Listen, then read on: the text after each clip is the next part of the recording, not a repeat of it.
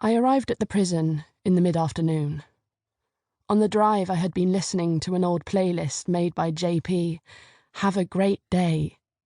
And without the music and the engine, the car was abruptly quiet. I opened the door. Traffic was building on the motorway, the noise of it like the ocean. The prison had released a short statement confirming Mother's death. I read the articles online the evening before, which were perfunctory, and which all concluded with a variation of the same happy ending. The Gracie children, some of whom have waived their anonymity, are believed to be well. I sat in a towel on the hotel bed with room service on my lap, laughing.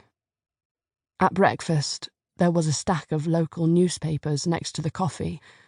Mother was on the front page, underneath an article about a stabbing at Wimpy Burger. A quiet day. My room included a hot buffet, and I kept eating right up until the end, when the waitress told me that the kitchen had to begin preparing for lunch. "People stop for lunch?"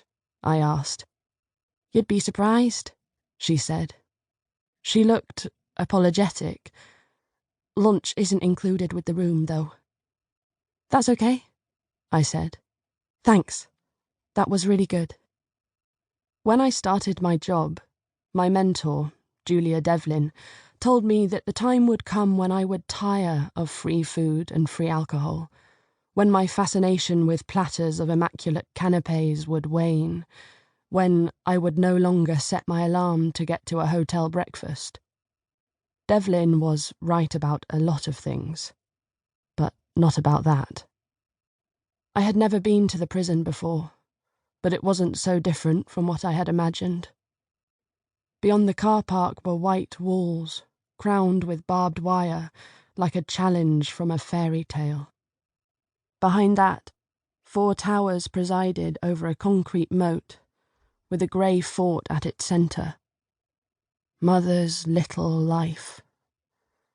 I had parked too far away and had to walk across a sea of empty spaces, following the thick white lines where I could.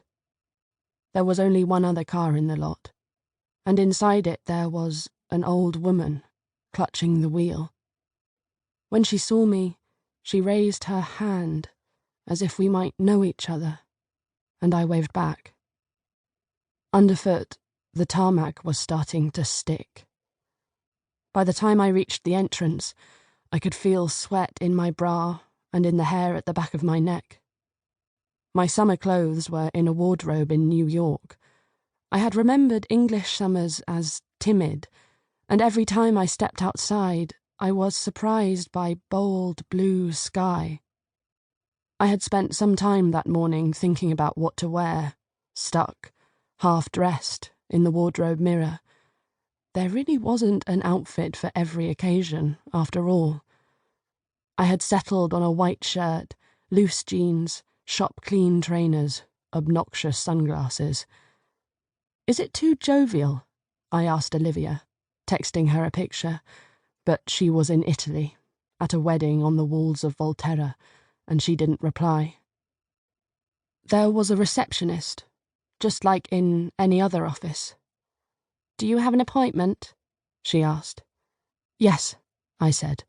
"With the warden." "With the director?" "Sure, with the director." "Are you Alexandra?" "That's me." The warden had agreed to meet me in the entrance hall. "There's a reduced staff on Saturday afternoons," she had said, "and no visitors after 3 p.m. It should be quiet for you." "I'd like that," I said. "Thanks."